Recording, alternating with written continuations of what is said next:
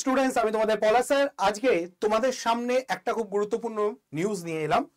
তোমাদের প্রত্যেক ALP aspirant যারা এএলপি এর পরীক্ষা দিয়েছিলে 25 থেকে 29 তারিখ পর্যন্ত তোমাদের পরীক্ষা হয়েছিল। 25শে নভেম্বর থেকে 29শে নভেম্বর এই পরীক্ষাটা হয়েছিল 5টা দিন এবং প্রত্যেক দিন 3টে করে শিফটে পরীক্ষা হয়েছিল। টোটাল 15টা শিফটে পরীক্ষা হয়েছিল। এই যে পরীক্ষাটা হয়েছিল এইটার কিন্তু অ্যান্সার কি অলরেডি পাবলিশ হয়ে গেছে। তোমরা যারা জানো না তাদের উদ্দেশ্যে আবারও বলছি, এএলপির যে পরীক্ষাটা হয়েছিল 25 থেকে 29 তারিখ পর্যন্ত সেই পরীক্ষার কিন্তু অ্যান্সার কি অলরেডি আউট হয়ে গেছে এবং সেইটা তোমরা যেই সাইটে দেখতে পাবে সেইটাই আমার পেছনে এই মুহূর্তে রয়েছে। এর লিংক তোমরা এই ভিডিওর নিচে পেয়ে যাবে, ডেসক্রিপশনের মধ্যে পেয়ে যাওয়া যাবে। দরকার হলে ফার্স্ট কমেন্টও পিন করে দেওয়া হবে, লিংক পেয়ে যাবে, তা নিয়ে কোনো অসুবিধা হবে না। এখানে তোমাদের এটা করতে বলেছে, রেজিস্ট্রেশন নাম্বার তোমাকে দিতে হবে, তোমার ডেট অফ বার্থটা এখানে ড্রপ ডাউন লিস্ট রয়েছে, এখান থেকে চুজ করতে হবে, ডেটটা, মান্থ এবং ইয়ারটা এখান থেকে চুজ করতে হবে। সঙ্গে তোমার ভেরিফিকেশনের জন্য জাস্ট ভেরিফিকেশন নয়, যে এখানে যে ক্যারেক্টারটা মেনশন আছে, যেমন এখানে তুমি বুঝতে পারছো 617587, বেসিক্যালি তুমি মানুষ না রোবট এই ব্যাপারটা ভেরিফাই করার জন্য এটা দেয়, খুব বড় কিছু পারপাস নয়, এটা তোমাকে দিতে হবে। এবং লগ ইন করে লগ ইনের এখন বাটন আছে, এটা ক্লিক করতে হবে। এবং 2-3টে ব্যাপার এখানে আমি আরো বলে দিই। কোন রকম কোয়ারি থাকলে তোমাদের একটা নাম্বার এখানে মেনশন করা রয়েছে 9513437783 এবং তার সাথে হেল্প ডেস্কের যে নাম্বারটা, হেল্প ডেস্কের যে টাইমিংটা সেটাও মেনশন করেছে, মানডে থেকে স্যাটারডে পর্যন্ত সকাল 9টা থেকে বিকেল 6টা পর্যন্ত। এই টাইমের মধ্যে তুমি হেল্প ডেস্কে রিচ করতে পারবে, কল করতে পারবে, তার সাপোর্ট পেতে পারবে। ওকে, তো এই নাম্বারগুলো ইম্পর্টেন্ট এবং এই রেজিস্ট্রেশন নাম্বার দিয়ে তোমার ডেট অফ বার্থ দিয়ে এবং ক্যারেক্টার ভেরিফিকেশনের মাধ্যমে যদি কোথাও বুঝতে অসুবিধা হয় ক্যারেক্টারটা কি, জাস্ট এখানে এই বাটনটা ক্লিক করলে এটা চেঞ্জ হয়ে যাবে। তুমি যখন মনে করবে যে না আমি এটা পুরোপুরি ক্লিয়ারলি বুঝতে পারছি, সেই নাম্বারটাকে এখানে মেনশন করে দাও, লগ ইন করো এবং তুমি অ্যান্সার কি পেয়ে যাবে। অ্যান্সার কিটা অনেকটা এরকম দেখতে হবে, দেখতে পাচ্ছ এখানে অ্যান্সার কিটা কিরকম হবে আমি তোমাদের দেখিয়ে দিচ্ছি জাস্ট একবার। এখানে এইরকম একটা অ্যান্সার কি দেখতে পাবে, যেখানে তোমার টেস্ট ডেট কবে, টাইম, কোন শিফটের কথা বলা হচ্ছে, এএলপি স্টেজ 1 অবশ্যই সেই ব্যাপারটা মেনশন করে আলাদা আলাদা প্রশ্নের জন্য এখানে পুরো ব্যাপারটা এখানে পেয়ে যাবে। রাইট, এখানে জিনিসগুলো দেখতে পাবে তুমি। এই হয়ে গেল তোমাদের নাম্বার। তোমরা মোটামুটি একটা চেক করে বলতে পারবে যে তুমি কোন অ্যান্সার করেছিলে, তোমার অ্যান্সার ঠিক হয়েছে কি ভুল হয়েছে, সেই ব্যাপারটা দেখে তুমি মোটামুটি একটা আইডিয়া পেলে।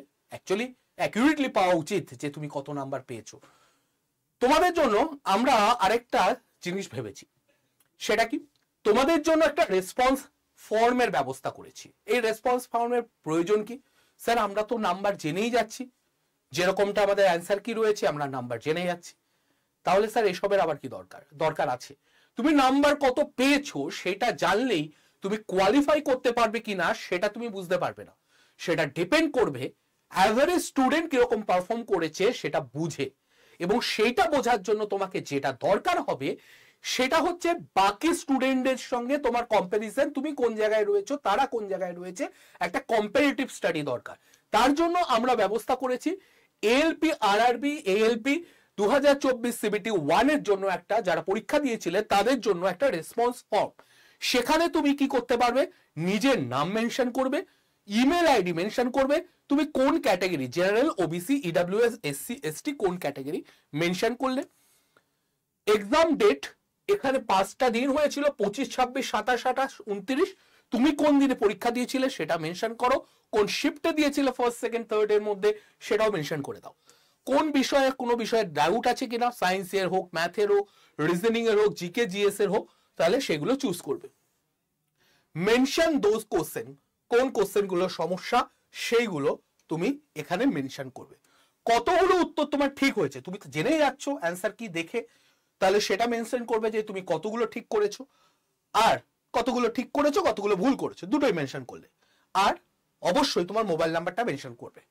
এবং এই পুরোটা যখন তুমি সাবমিট করবে তখন তোমার অনেস্ট রেসপন্সটা আমাদের কাছে স্টোর হচ্ছে এবং এই রকম তোমরা জানো তোমাদের প্রচুর বন্ধু বান্ধব পরীক্ষা দিয়েছে, তো তারা এখানে যখন রেসপন্স গুলোকে সাবমিট করতে থাকবে তখন এই রেসপন্স গুলোর বেসিসে আমরা তোমাদের একটা ওপিনিয়ন পোল দেব, যে যেখানে তুমি নিজে বুঝতে পারবে যে কেন আমরা বলবো প্রেডিক্টেবল কাট অফ কত হওয়া উচিত, এবং তার কারণটাও কি সেটাও তোমরা খুব তাড়াতাড়ি বুঝতে পারবে। কারণ ওখানে আমরা গ্রাফটাও মেনশন করব যে কত ভ্যাকেন্সি আছে বা হতে পারে, সেই ভ্যাকেন্সি সার্ভে সাপোর্টে এখানে কত মার্কস হতে পারে যার জন্য তুমি কোয়ালিফাই করতে পারবে, কত পার্সেন্ট, কত পরীক্ষা দিয়েছে আমরা জানি, তার কত পার্সেন্ট কোয়ালিফাই করবে সেটা বুঝতে পারছি।